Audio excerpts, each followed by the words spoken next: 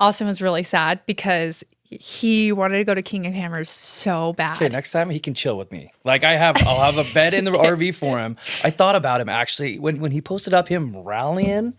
Was it like a week ago? I was like, man, yeah. homeboy's got some air in that truck. It was a little scary. Were you in it? You weren't in it. I didn't go. No. Why were you scared? That was rad.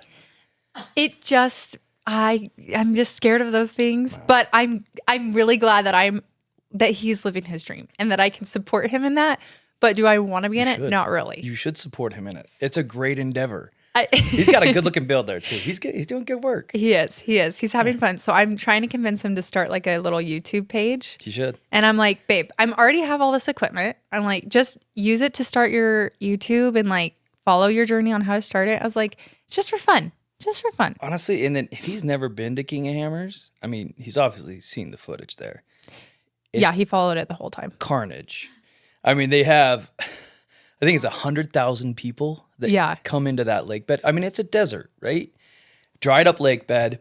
And then all of a sudden for 10 days, they have, I think it was close to 100,000 people that they bring their RVs, campers, trailers, side by sides. And they're just rallying for 10 days straight. Yeah. Nonstop. So I saw some of the footage. Just looks like a big old party. Yeah. Yeah. Pretty much. And one of the craziest things is they have Chocolate Thunder and Backdoor. And what it is during the nights, they have everybody just goes up on this hill and they watch all of these cars trying to climb these boulders and these rocks. And they're like tipping over. And as soon as they tip over, everybody's like cheering, like, oh. Yeah. And then there are fights that break out. Oh, that's the one I saw. Yeah. I saw that one and it was, but everybody was laughing because it was like two girls got in a fight or something. I didn't see that one. I saw a bunch of like probably 7 or 8 dudes getting after it. But I think that happens. It's common there. It's almost like a nightly thing. Yeah. They have fireworks that are like being shot at the cars. Like Roman candles. People will bring Roman candles. They'll shoot them on the cars. Oh my gosh. It's a little crazy. It's a little crazy. And you were there for 10 days. No. That's a long time. People get dirty. So it was like, what better opportunity for me to why not? Sell my product? So yeah, it totally made sense. We didn't go last year, but we went the 2 years before that. And it's always just been I've never. Was it successful? Would you say it was successful? Yeah, it definitely was. It was, the 10 days was long. Mm-hmm. I've never done the 10 days before. I've always just picked a weekend because I've had other events that have not, that have conflicted with it. So I picked the 10 days. I was like, listen, let's go all in this year. Yeah. And it was good. It was worth it. A lot of great connections were made. I mean, with athletes and people, really cool people in that industry. That's so cool. A lot of big brands. Is there like a main, like, place that everybody meets, or is it just like everybody goes to the desert and you kind of just are where you are? They have what this thing is called Hammertown, right? And that's where a lot of the brands, that's where I was, right? For pretty much majority of the part. And that's the start and the finish line. And then you have like Can-Am, big old booth with all of their stuff. Ford has its own massive booth with the Broncos and their new Ford Raptor that raced in Dakar. That thing's awesome. It's rad. And then you have, a ton of other, your Baja Designs. Mm-hmm. You've got Harn. I mean, you got winches. You got, part brand companies that are all that. They have big setups. They're selling product. They're demoing new product. All that kind of stuff. Are there any like shops? So if you break your car, you could. Yeah. Oh yeah. They have the whole setup. The world of mechanics there. Oh my gosh. Yeah. And each team brings their own semi. Okay. And has their own mechanics, their own equipment. I mean, if you're racing seriously, you got a semi or you've got a garage that you rented. Got it. And you've got all your tools in there. So would you do the 10 days again? It's a long time. It's a long time. I mean, here's the thing. Next time, we'll have 2 teams that'll go out. Yeah. And it'll overlap, right? So on Tuesday, old team will go out, and then the new team will come in. So, I mean, it makes sense for us. We'll be down there, but I won't ever be down there for the full 10 days. In fact, I think Monday, it got so bad, I headed down to Palm Springs, and I was like, I need a day of office work. I had POs that were coming in for some of our retailers, and I had to get those out. And we had the transition of moving from our own warehouse to a 3PL that we're now in. And that was happening all while I was in the middle of the desert with no service. So luckily, Mandy was... Yeah, we're going to get to Mandy next. I literally said, babe, this is on you.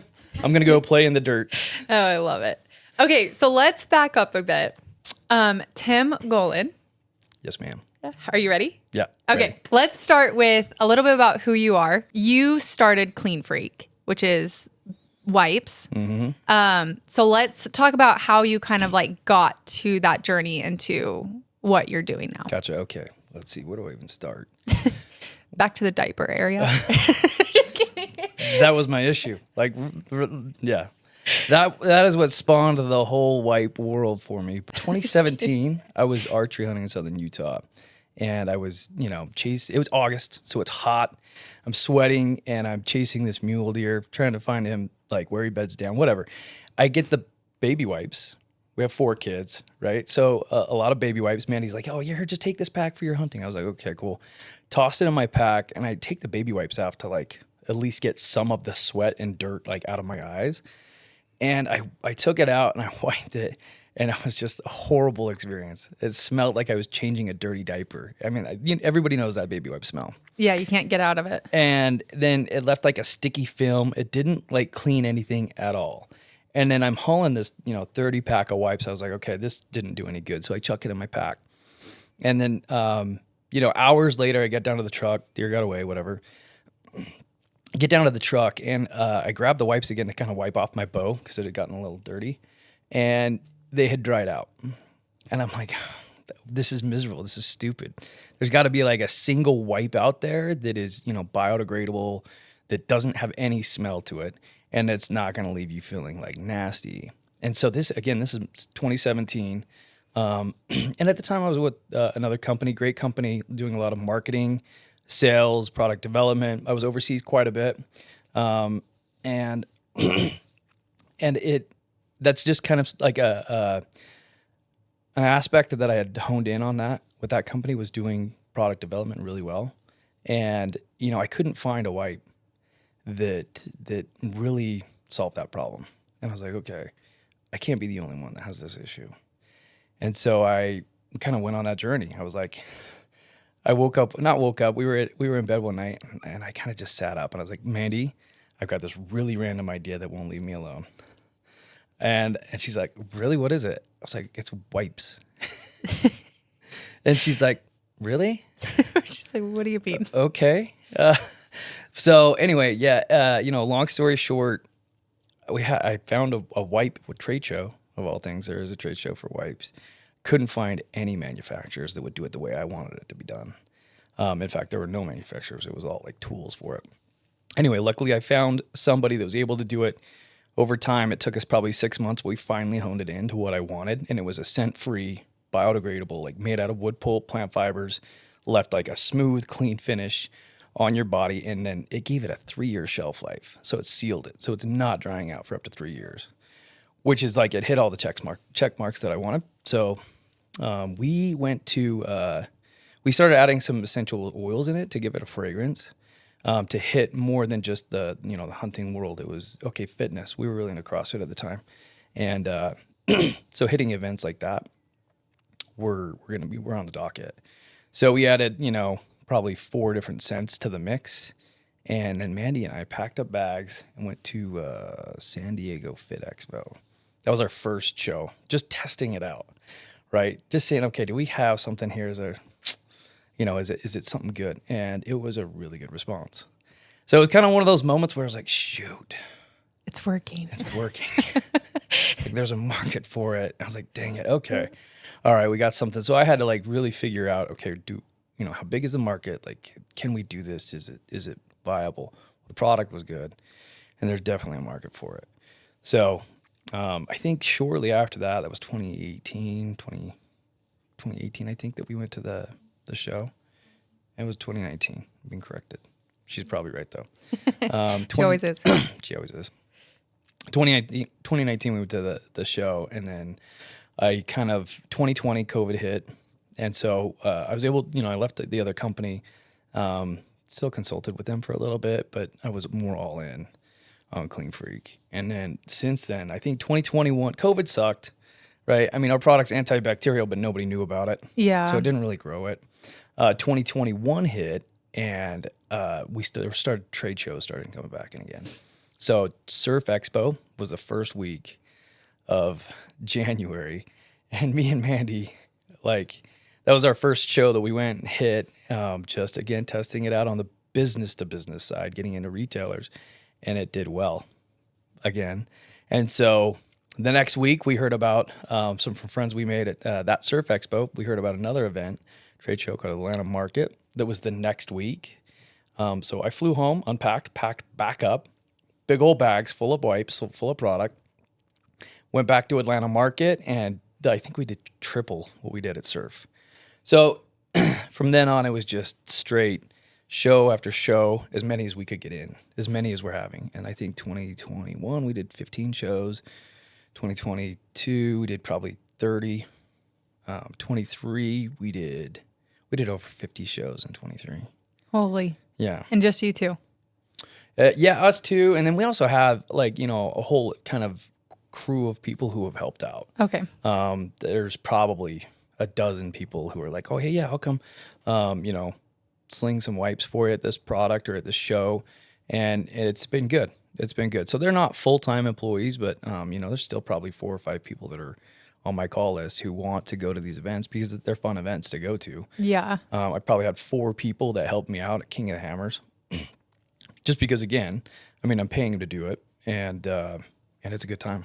It really is. So that's so fun. Yeah. Anyway, up to this point, it's I think now we're in a lot of different retailers. We're also in Dubai, Middle East, Saudi. Got great partners there. I was on a call this morning with South Africa, and that things are looking really up there. So yeah, and then Australia. That's another area that I've got a guy who's interested, but.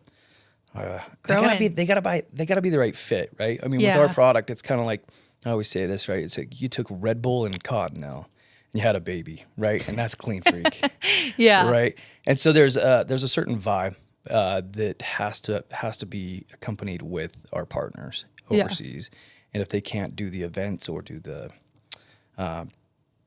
marketing kind of with that vibe, then we've got to move on and find somebody else. So it's got to be the right fit. Yeah. But yeah, we're excited. So when did like Klean Freak really come to fruition? Like, where did the name originate? I had a list of names, and I still kind of remember. I'm trying to think. Me and a buddy, we were in an airport, and we were kind of going over names, and we were in Honolulu, I think, actually. And I was going down through the names. I was like, this. I said Klean Freak, and I was like, and I kind of looked up, and he was like, bro, that sounds good. And I was like, that's it. That's kind of it. What I like about it is, most people, they kind of wear that as a badge of honor, right? It's like, oh, I'm a clean freak, right? I kind of have my house, I have my things in order. And I kind of am. Like, during the middle of that show last week, I had to take my truck down to Yucca Valley and wash it, because it was getting so bad and so dirty and so dusty. And it's dirty right now because I haven't been able to go and wash it yet. And it's just driving me nuts. But people kind of wear that as a badge of honor. And so I was like, okay, this can fit good. And it can speak not just to a male or a female. It can be pretty universal, as well as internationally. Mm-hmm. Right. And there were some of the names that were on that list that were pretty specific to a market. I remember Red Stag was one of the names. It was just because I love stags. They're a beautiful creature. And I was like, that's really cool. And red would be rad. But I was like, okay, that might be a little too aggressive. So it was just kind of one of those things where it fit. And it's been great. It's been fun so far. Yeah. I think it's when you're, when I was like trying to find a name for the podcast or for like a little side business, it was, one, it's hard to find something that's not taken. But then 2, it's hard to find something that you don't completely niche down the market. Yeah. Because I feel like it's like as soon as you put a name on it and that has a niche, you almost limit where you can go. Yep. And I've had this conversation with a couple of buddies of mine who've started their own brands. You know what I love about being on the road and being at events is the networking and the friends that you make. Yeah. And you're able to make buddies with whether they be big companies or small companies. There's one friend of mine that I met at it was a downhill mountain biking race in Northern California. Cool guy, actually a local guy here. And, we had that discussion like, okay, well, do you want to name it straight for one gender? And it was kind of like, okay, we had that conversation, and it turns out that I think that the more middle ground you can go that doesn't block you in, the better off you are. But you still got to be able to speak to your crowd. Yeah. And so it's got to be that fine tuned. So it's hard. Coming up with a name for a brand or a company or, podcast, like, it takes some time, and you got to really think about it. So why did this is just a really small question, but I've always been curious why you named, when you spell Klean Freak, you spell it with a K instead of a C. That's a really good question. I really liked, the hard K sound, but I wanted to differentiate it somehow. Okay. Right. And yes, we do have to specify, spell clean, clean with K, right? So we do have to specify that, but the K, it just fit within the logo design as well. Yeah. So, that was just kind of one of those things that I was like, let's spice it up a little bit and change it up. And that's kind of what we did. Okay. So let's go back a little bit. Did you always know you wanted to be an entrepreneur? No. So I come from a family of more conservative kind of, my dad was a banker. Now, he was a great banker, like a commercial loan, like VP of Wells Fargo. Like, he was really good at what he did. He managed billions of dollars in his portfolio. But because of that, he was so against anything risk taking. Like, anything riskful, you don't do, right? So you go to college, you get the degree, get the 9-to-5 job, go do, whether that's financial advising. And a lot of my family members are financial advisors. So they're pretty conservative. But I was always the black sheep of the family a little bit riskier. I was definitely a wild child. So that was just kind of a part of, I never knew exactly what I wanted to do growing up. I always loved brands. Like, I was big into skiing. And so, like, Nixon was a huge thing. Red Bull. I loved Red Bull, what they did with their branding. And I mean, it was awesome. And so I've always loved brands like that. And so I've always known that I've wanted to do something like that. Now, did I ever think that I would have a wipe company? Hell no. Not even close. Not even remotely close. The last company that I was with, it was fun. I mean, it was a lifestyle brand. It was watches, right? And it was back when watches, you had a big old watch on your wrist. That was kind of the thing. Yeah. Right before smartwatches kind of took it. And so that was a fun job. I mean, it was a fun time. Did a lot of traveling, a lot of building, and that was fun. But it kind of led to kind of where I wanted it to be, of my own brand, my own business, and making all of those decisions that I needed to. But with that comes the risk. So yeah, like any entrepreneur story, there's highs and lows. And so going back to it, with my parents and my family, not risk takers, he's a smart man when it comes to financials. So just the other, a couple of months ago, I pulled him. I was like, Dad, look at these financials. Like, help me make sense on some of these questions. And he sees some of the expenses and like some of the things that I'm doing, and he's reeling. He's like, dude, do not do that. That is so risky, right? I mean, but in order for me to get inventory here, you gotta kind of rob Peter to pay Paul a little bit here and there.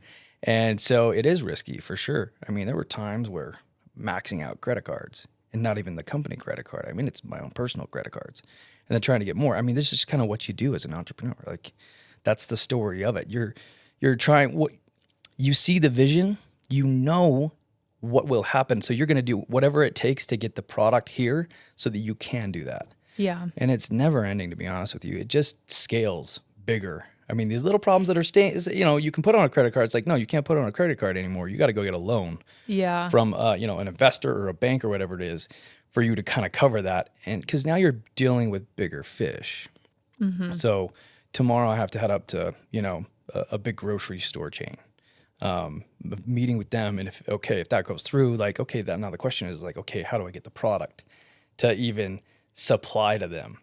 Right. Because it's a lot bigger fish, I'm going to need a lot more capital to fund that to get it. Right. So now that's that question. That's that problem. So it just only grows. So do you remember the exact moment when you're like, yes, I can be an entrepreneur? yes, I can do this? Or do you think it just kind of like things? I still question that, baby.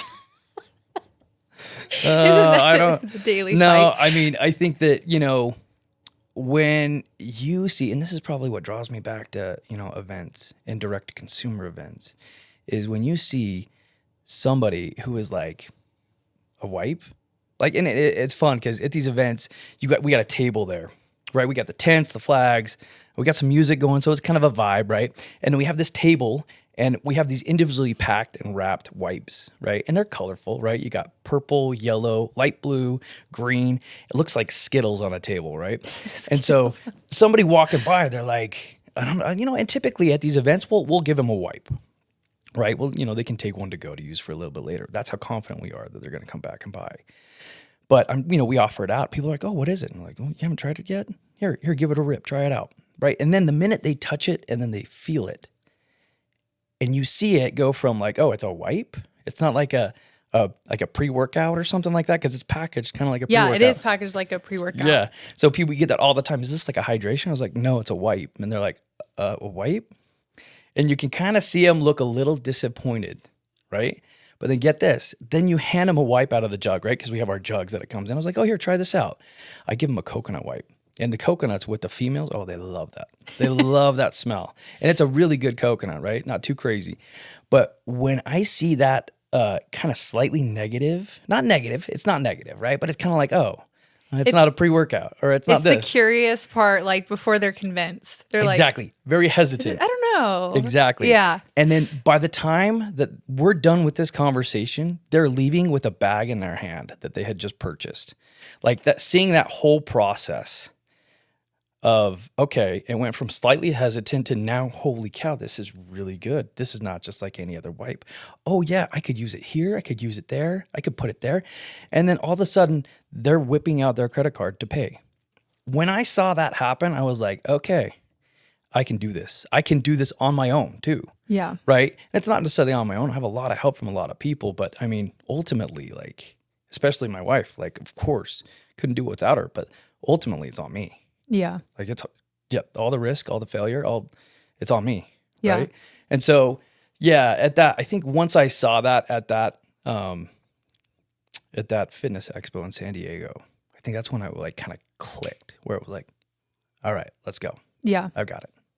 I will say, I give you a hard time all the time because we both have done a lot of events, but there's so many times when I like give you a hard time. I'm like, Tim, you were doing all of the events, which is a lot of work. I know. And I'm always like, you just need to pass it off. Like, you need to pass it off. But I will say, I do admire the fact that the one who started it is still the one, like, the face of the brand, and they're seeing every customer. And you know what? I don't think that'll ever change, Raeyne. I think that I love that it's fuel that is in my tank.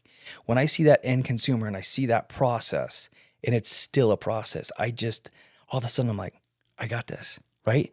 And it keeps me going, right? Because there are times where, November, December, things slow down. There's not a ton of events. So I do a lot of office work, which is really good. It allows me to kind of get that 30,000 foot view and really game plan for the next year. But I can tell that, I haven't had that hit of that person and seeing them and then seeing them pull out their credit card, right? I mean, we get it online and we get it in a lot of stores too, but I don't physically see it. Right? Mm-hmm. Yes, I see POs come in and stuff like that, but I don't physically see that transition from a direct consumer as my customer is right there in front of me. And I see her or him doing that process. Like I said, that's something that I love and that really gives me the drive to keep going. So yeah, I don't think that'll ever change. I think I'll always be going to events. Now, will I be going to as many, and will I be doing all the setup at the teardown and stuff like that, or living in an RV for 10 days? No. I will be going out, and I'll be giving it hell for 2 or 3 days, and then I can come back home to the family. It's I'm trying to balance. I got 4 beautiful kids, and the oldest is 13, youngest is 6, and so they're at very important stages that I feel as a dad, that's my number one calling in life, is to be a father. And that is so important to me. And so what I'm doing right now is trying to, invest in the future so that they can have opportunities. And they do get a lot of great opportunities because I travel so much. I mean, Delta and Hyatt love me. And so there's a lot of free trips, a lot of free trips. And then when we show up to the hotel, the kids are like, oh, I was like, guys, this isn't reality. Just so you know, like we don't get a suite wherever we go all the time. But yeah, they get a lot of opportunities because of that, but they also sacrifice a lot, right? I mean, I was gone for the last 10 days. Yeah. And, missing birthdays, that sucks. That's hard. So that is a number one thing that I will incorporate back into my life is being a good dad, being a good father, being a good figure to them and being in their life and not really missing too many other things going down the road. So yeah, I mean, will I throttle off the events? Me personally, yes, but I'll still go to them for sure. No, I think it's important. Like as a business owner, I think it's important because I think there's so many like CEOs or owners that kind of step back, but step completely out of the way, and then they're completely disconnected from it. But then I also think it's important for your kids to see that because like I come from a entrepreneurial family, and seeing like now that I'm in the corporate world and I'm working with all these people, like I've learned so many lessons from what my parents taught me because like we were free labor, but also I learned so many, you know what I mean? I learned so much from my parents, like teaching me what it meant to be like an entrepreneur. And so I always told Austin, I was like, I don't want to do it forever. Like, I don't know what my long-term like plan is, but it's got to be something in the entrepreneurial world because that's how I was raised. And I'm like, I have too many people who've been through it that I know that if they can go through it, I could go through it. Yeah. Yeah. So examples to kind of look after. Yeah. For sure. Yeah. Yeah. Yeah. Oh my gosh. I just lost my question.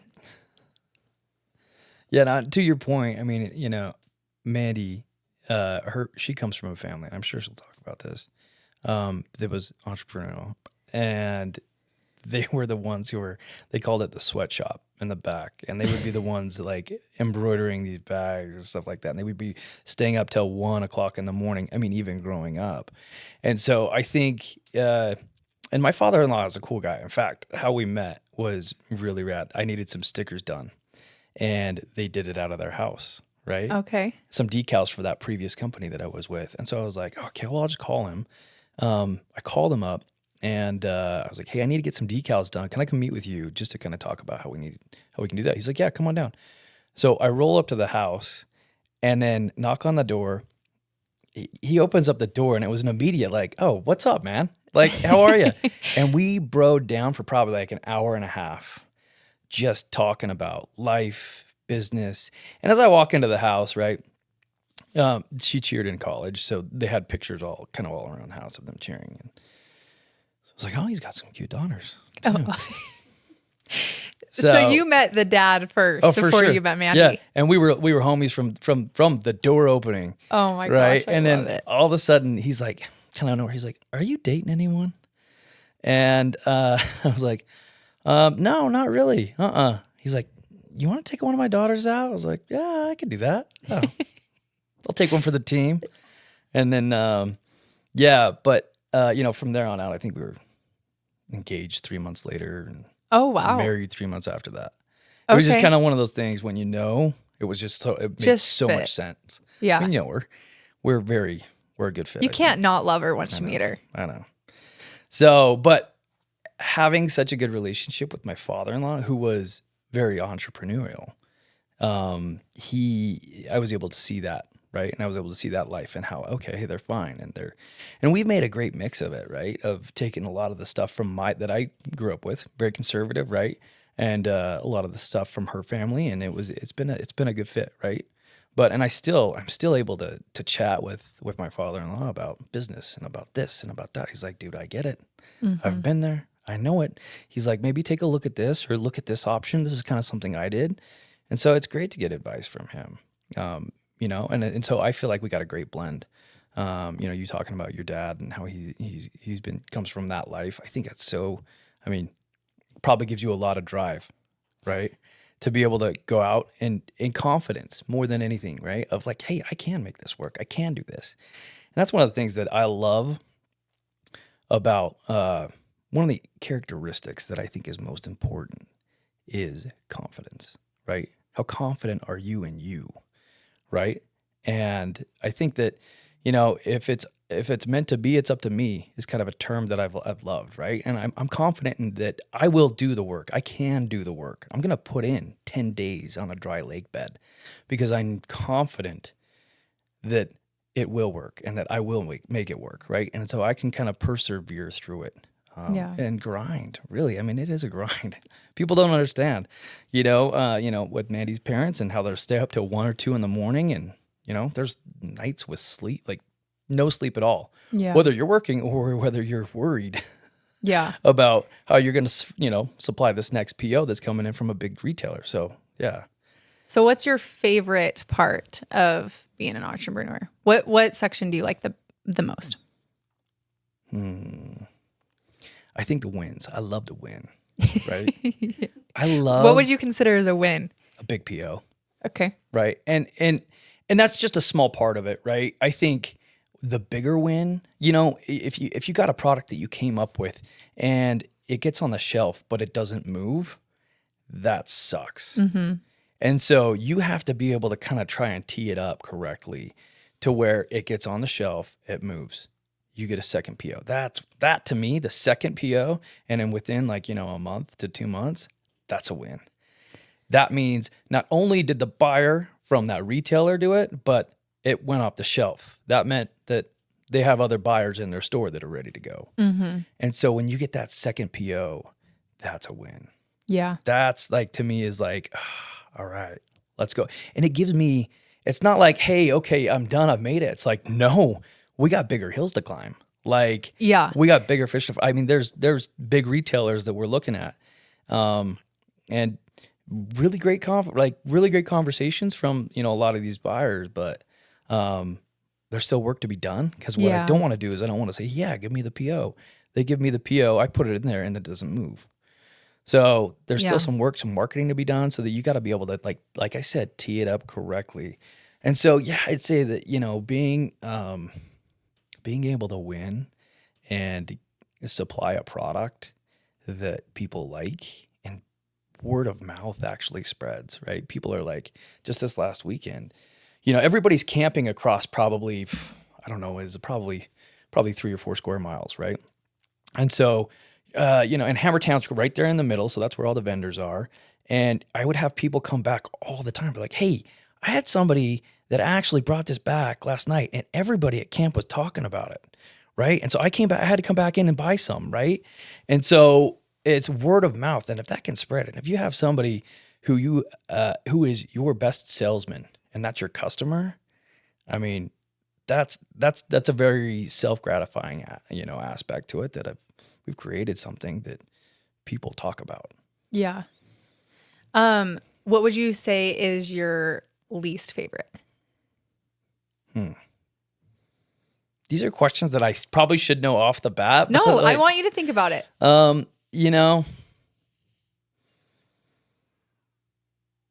Missing my kids. Yeah, I mean, that's probably the shittiest part of it. I mean, just to put it in frank terms. Yeah, the time that it takes. The time that it takes of, there were times where I'm missing recitals. I'm missing dance competitions. I got 3 daughters, and they're all in dance. And it is very, and Mandy will probably attest to this and talk about it, but the time that she puts in to making sure that they are confident in themselves. And doing that through successful endeavors, whether it's dance, right? And dance is one of the things that they're good at. And so missing their recitals is very painful for me, because it's a time where I get to see them show off what they have worked so hard for.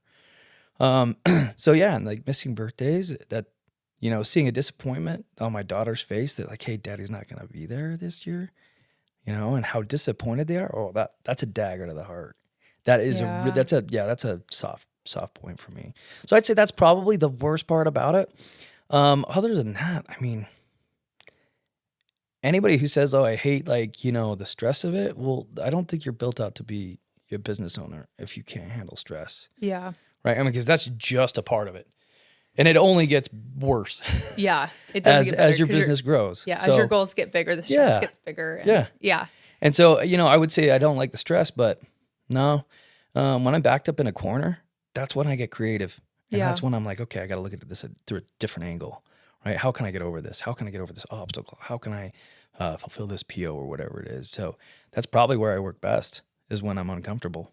I think most people, it's that whole I know there's a science behind it, and I know there's probably like a TED talk or something about like procrastination is actually beneficial to a lot of people because it pushes really you good at that. Because the pressure pushes you to get more creative. It does. Which is then I totally am so bad because then I justify it for myself. Like, if you put it off more, then you can get more creative.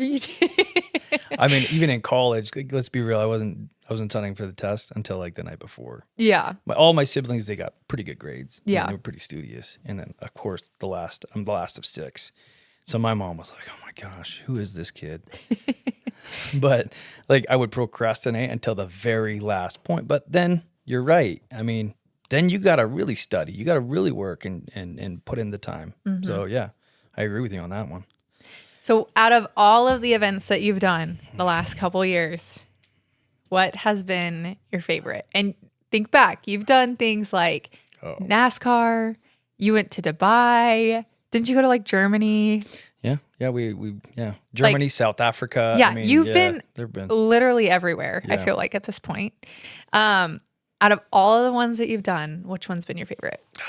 That would be tough, because you're right. Like the different markets that we hit.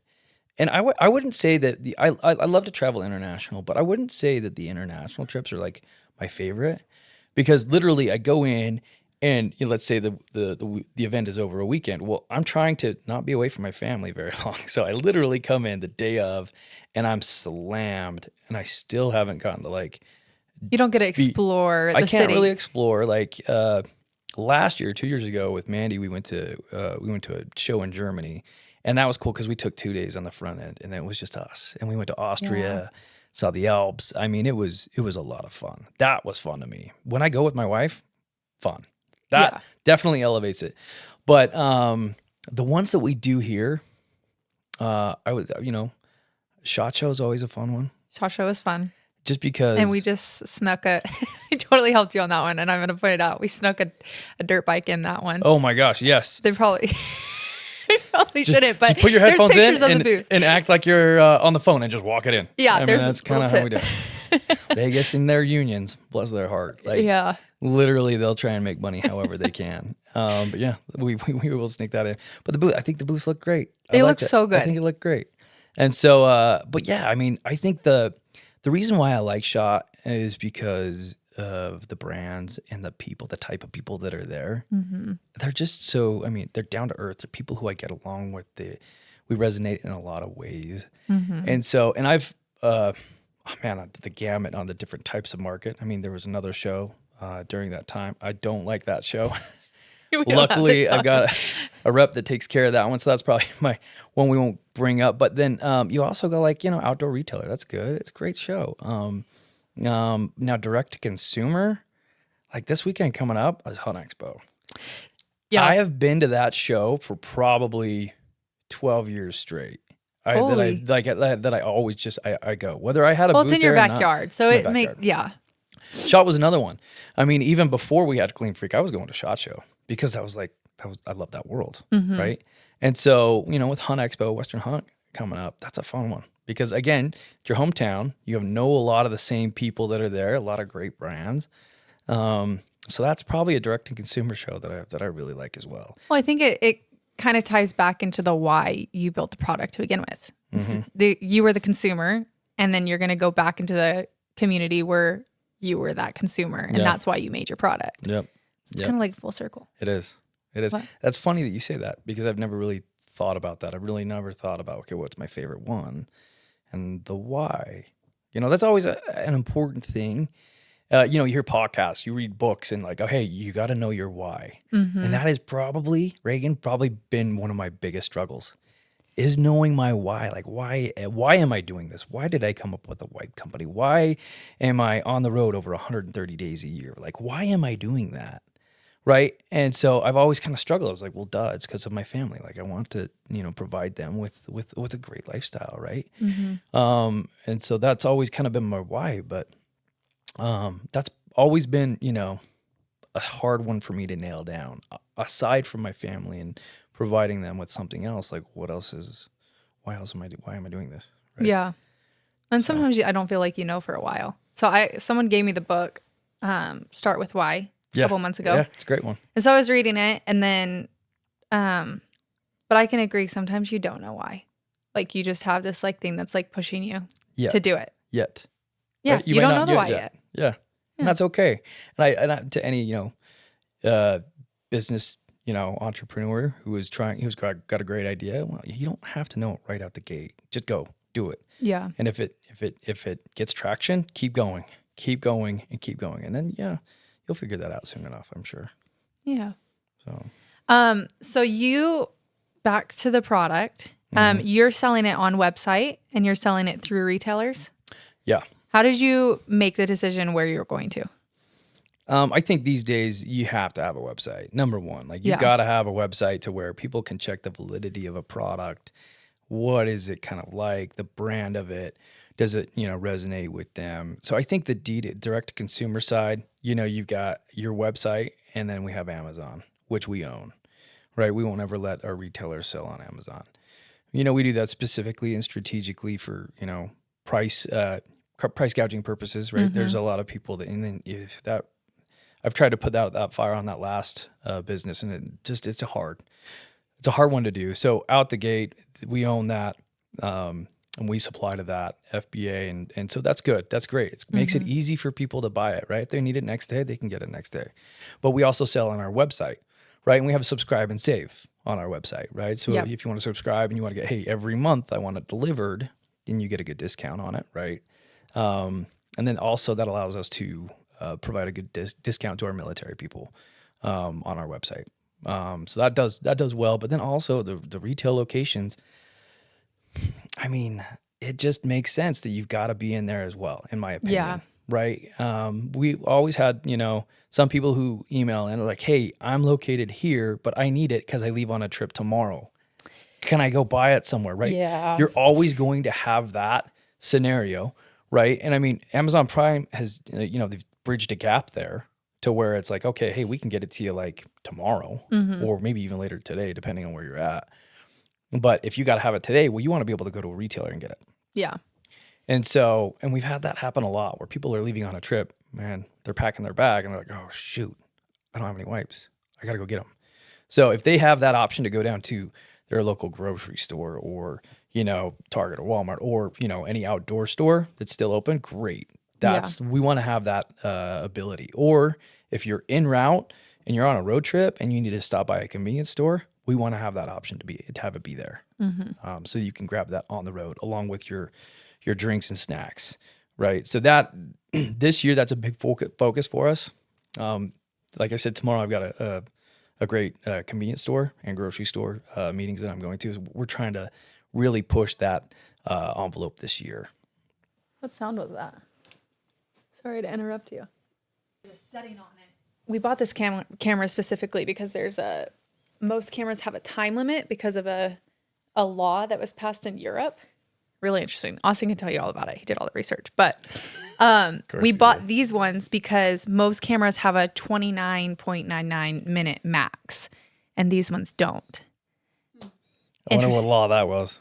I think it was like in 2019, there was a law in Europe, and I'm not going to be able to quote it, but basically any camera that was over 30 was deemed a like a movie camera and had a certain tax on it. Yeah. Austin can tell you all about it. I'm really bad. I'm going to butcher it. It's weird. Europe is so crazy with their laws. So crazy. Like, that's why we're not in Europe. Like, and now we have small distributors. Like, I've got an order. I got to get it out today for Poland. And I've got another one in Czech Republic that's really, and they're adamant on it. Like, I don't even press it, but it's because Europe and their laws. I mean, you have to have it on our packaging. I was going to say, do you have to change your packaging based on where you send it? Now, with Dubai, no. because everybody speaks English there. So there's not a law. South Africa, English. Australia, English. Great. Europe, you got to have French, Italian, German, and sometimes Spanish. Is there enough on this little package to put that? No. And then our minimums that we have to do. So it's just not a viable option right now, even though we have people. I have our distributors who are like ready to rock. They want the product. Mm-hmm. So as soon as we get to that point where we can supply, each one of those languages, and I think there might be a way around it, but there's so much work to be done here in the U.S. and even Canada. I got to tell you, Canada wants French on it if it's going to Montreal. And I'm like, take a hike. I'm not doing that right now. Yeah. Which is weird. You got to pick your priorities when you can fully. Do it. I mean, there's so much work to be done here in the U.S. and in the other English-speaking countries that's just kind of what I focused on. But I found that some people are willing to, the group in Czech Republic, they're like, no, we'll sticker it up. We'll do it ourselves. Oh. So they're going to put a sticker over it. And so that's how they're going to kind of get around it. But, Europe also has they're antibacterial. So it's, we're governed by the FDA. So you got to have the drug facts on it. Yeah. So it's considered like a cosmetic drug. How is that? I've never had to deal with going through an FDA or any pain in the ass. Literally. You really do have drug facts on here. I wouldn't even think that for a baby wipe that you would have to do that. I wanted to, be able to clean the skin really good, right? Of bad bacteria.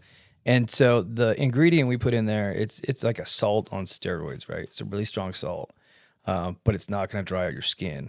Well, it doesn't smell like salt either. Mm-mm. Yeah. No. So it was the perfect ingredient for us, actually. It made it antibacterial. And this was antibacterial before antibacterial was cool due to COVID. Before it was cool. So yeah, I mean, it's a big hurdle. You gotta register it with them, and they gotta see the ingredients and what it is and what it's being used for, and then you get their little stamp of approval. But it makes it going into other countries really hard. Because you went through the FDA process? Well, it's FDA for the U.S. Yeah. But Germany has its own FDA. So you just have to redo a process, or you have to go through more loopholes? You have to go through every process for every country. Oh. It's not like a blanket thing over European Union like everything else is. So on top of the language barrier, you got to have it registered. And in order to do that, I think there are consulting companies that can kind of help you do that, but it's super costly. Yeah. And so until I have the right distributor, the right partner, where I'm like, yes, you fit what I am exactly. You're doing exactly what I want to be done there. I haven't found that person yet. So we'll get there though. It's timing. I'm not. Yeah.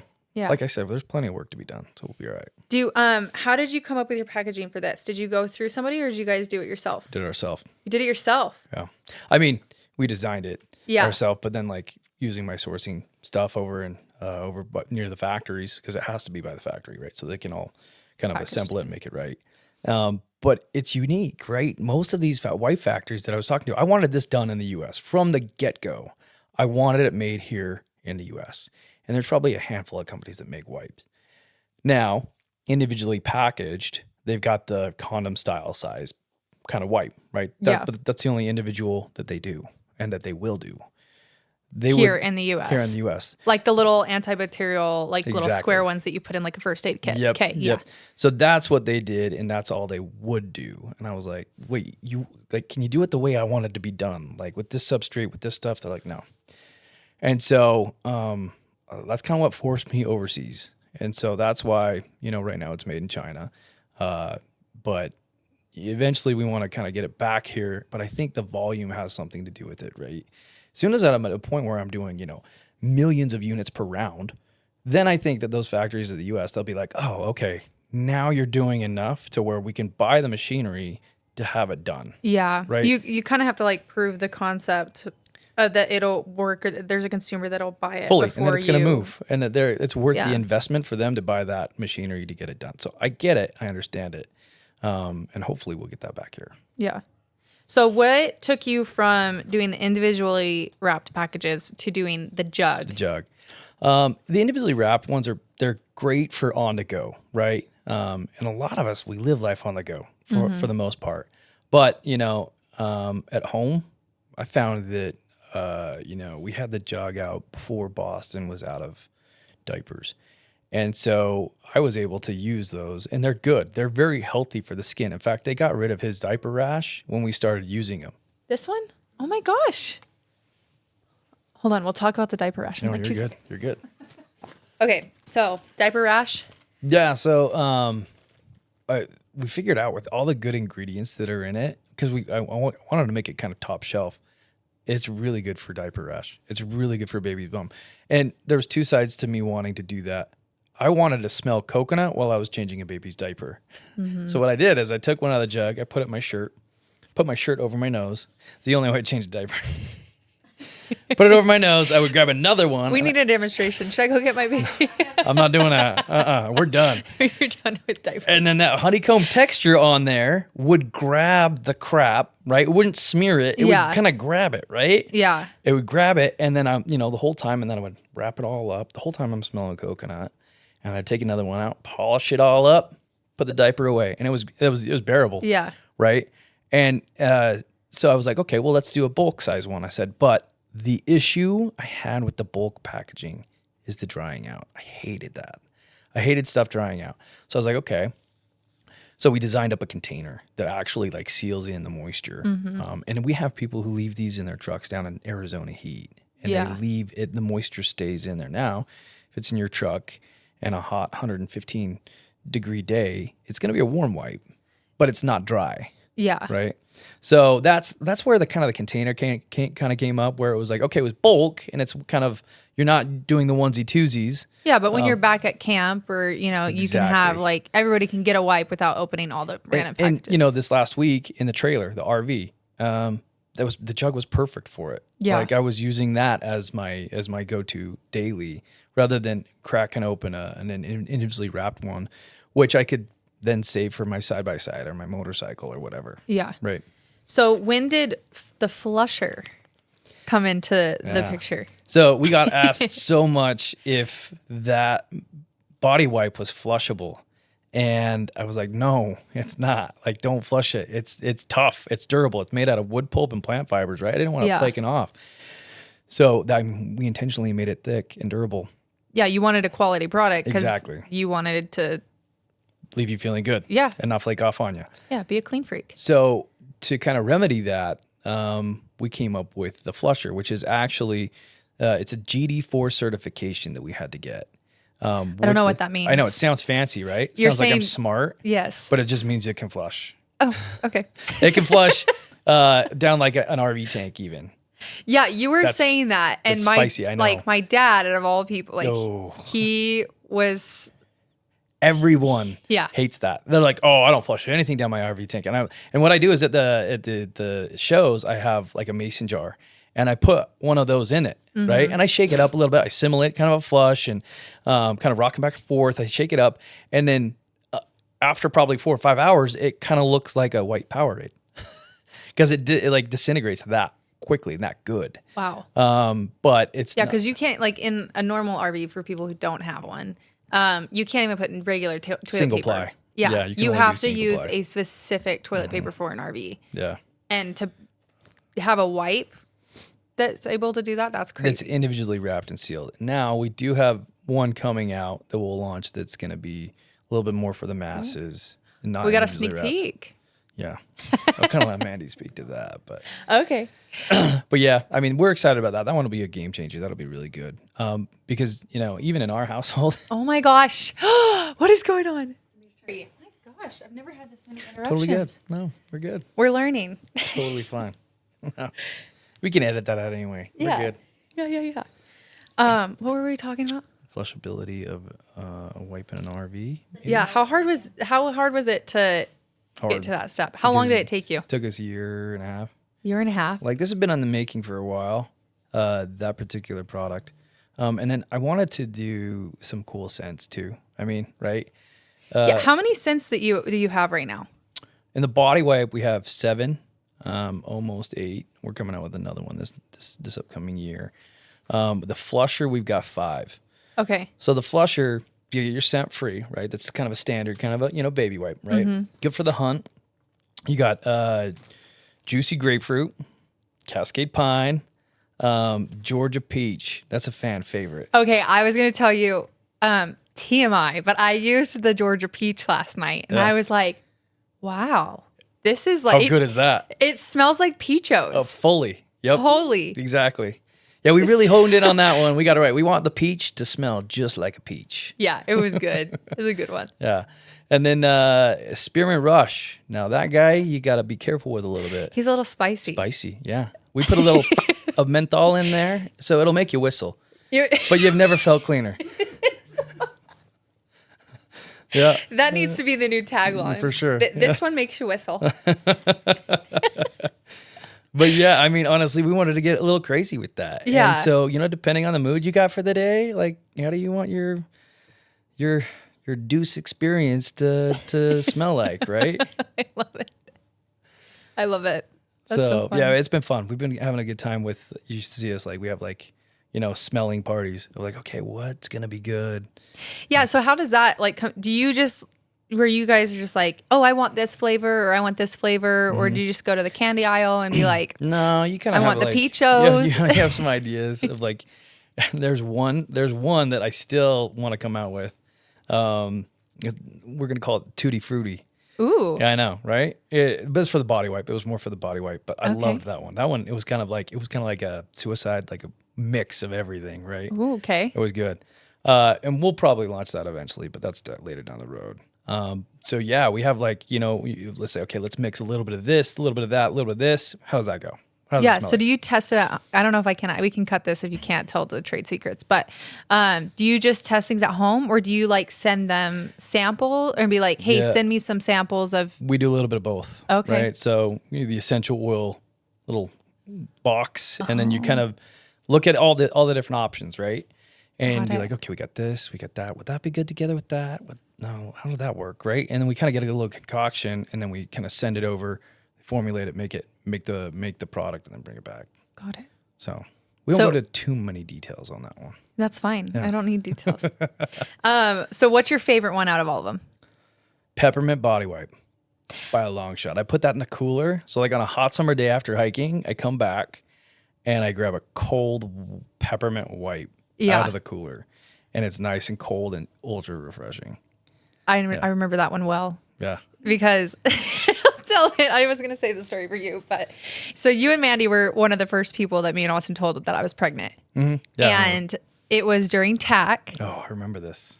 And I had never been sicker. It was like week 7, and I was so sick and so pregnant. It was like the first time I ever felt the nausea. Yeah. And then you add on the TAC hours, which are the early mornings. And the dirt. It was so dusty. We went and bought, those, the little buckets that you spray grass. Yeah. Pesticide. Whatever. Yeah. We got those to hold water to spray dirt down. Wow, so it kept the dirt down in the booth, because like when people were walking like the tent pass or whatever, it was picking up so much dust. So we would just get those and like spray the dirt down. And so I was sick from that, and then driving through the canyon, because it was 40 minutes up to. That's Mandy's favorite thing, is driving up a canyon. It made me so sick. So I was extra sick. And Mandy saved my life that weekend, because the whole time I just had peppermint. Up to your nose. Yeah. Peppermint essential oil does help nausea. Like it's been proven to do that, and like relieve stress and headache. And so I just clean freaked and just tucked them around my ears and drove down the canyon with this little wifey. But it was fun. So yeah, that's the favorite body wipe. And then honestly, Georgia Peach. It's good. Fresher. It really is. It's just, it's a good one. Yeah. Everybody loves a Georgia Peach. I'll tell you a quick story on that. My barber, he's a big kind of burly bearded guy. Okay. And he rolls jujitsu. A stud of a guy. I love him.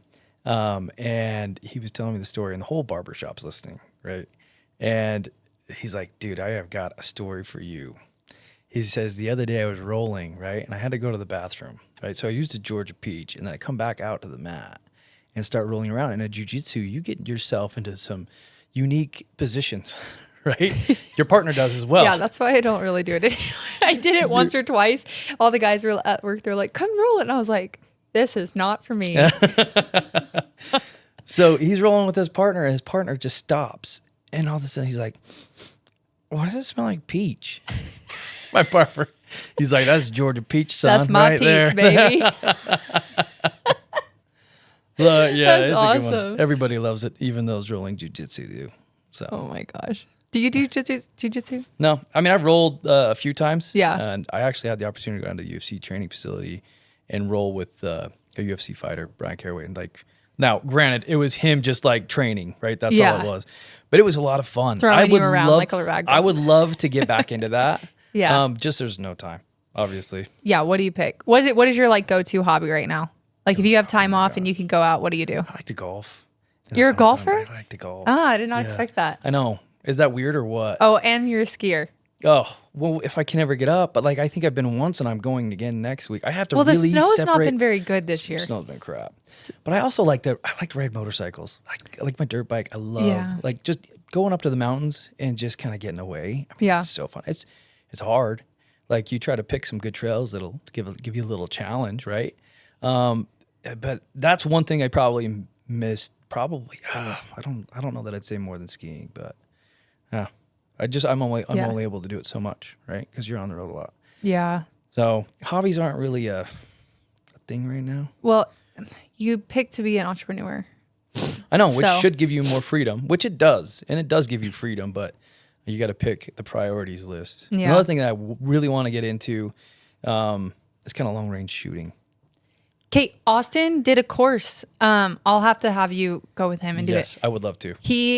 There's a course you can take in Southern Utah, and they do it at a mile. And he did a whole weekend course, went down there. He had a blast. Shot a milk jug like at a mile and loved it. Yeah, I'm just really horrible with a rifle. So I would love to hone that in and do some courses because I know they have games where you're like it's almost like a competition, right? And you go out and it's like a golf course kind of thing where you do this hole or you do that shot, go to the next shot, hike up, go to the next shot, right? It's a whole course kind of thing, and I think it would be so fun. I've always looked at that and been like, okay, I want to get that. Okay, so we're gonna sign up for a comp. I'm in. Like now, and then you'll be ready. That could be my oh shit goal. Oh shit goal. Do you make those often? Oh yeah. Have you never done an oh shit goal? I haven't. Okay. I feel like this is an oh shit goal. It's time, Raeyne. Austin gets so frustrated at me. He's like, you should have waited until you had everything ready. Like, it's an oh shit, or I won't do it. So the oh shit goal is like the first one I did was last year. And it was like, okay, during this upcoming year, what are your goals, right? I like goals. I like goal setting. But like, what's the one oh shit goal that is like, you committed to this and you paid money to commit to it. And so you got to do it. And it's like the minute you do it, it's like, oh shit, what did I just do? So my one last year was a half Ironman. Oh, yes. So where'd you do that one at? St. George. Oh, yeah. Yeah, it was a blast. I loved it. Did you do it by yourself or did you run it with people? No, I just did it by myself. It was just something that I really like cycling. I hate running. I absolutely detest it. So what does the Ironman consist of? So you're 1.2 mile swim out in a reservoir. And then there's roughly a 60-mile bike ride. Okay. And then a half marathon, which is like 14 miles or just under that of running. And the one thing you can die at is the swim. So I was nervous about that one. So I swam quite a bit and I got in the lake and I loved it. It was brisk. Yeah. But I feel like I did okay there. I did good there. And cycling, I love cycling. I just do that. That was no problem. The run just kicked my tail. Would you go again? Yeah, I probably will actually in May. Okay. Yeah. So I got it done, but now I have like a benchmark where I'm like, okay, I got to do better on the run. So now I can train to do the run. Yeah. And so this year I'm like, okay, what's my oh shit goal? Like, what do I have time for? What can I do? What can I train realistically? And that's something I've always wanted to do. So okay. Like the shooting. We'll sign you up. Okay. Austin will go with you. I'm in. Yeah, I'd love to. So that would be one thing that obviously you want to train for it, right? You kind of want to like at least get somewhat proficient. Yeah. So you can hit that level. Yeah. And so, yeah, that's a great one. I love it. Love it. Yay, I'm glad I could be part of the oh shit. You were part of the oh shit. I'm part of the oh shit moment. I love it. Good. Hey, sweet. Well, I've loved having you on. Thank you, Thank you so much. Yeah, I'm sure I'll have you guys on again. Yeah. And then we're going to follow up to the oh shit goal. We'll see. Yeah. We'll do that. After you do your oh shit, then we'll have a come to Jesus moment and be like, how was it? We can do that. I'm in. Okay. Well, Mr. Klean Freak, I appreciate it. Thanks for having me. Thanks for coming. Yep. Okay. Bye.